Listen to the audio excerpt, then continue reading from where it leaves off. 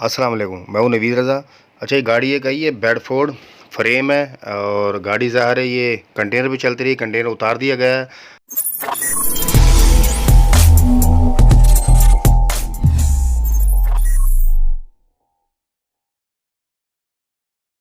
और जितनी मेरे पास मालूमात है मैं वही आपके साथ शेयर करूँगा।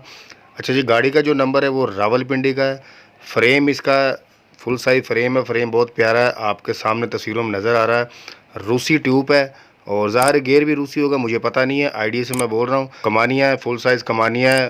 फ्रंट एक्सल है वो बेडफोर्ड का है और बाकी गाड़ी की आप तस्वीरों में कंडीशन देख सकते हैं। गाड़ी बहुत प्यारी है और गाड़ी की डिमांड के बारे में कागजात हैं, लोकेशन है, मुझे नहीं पता।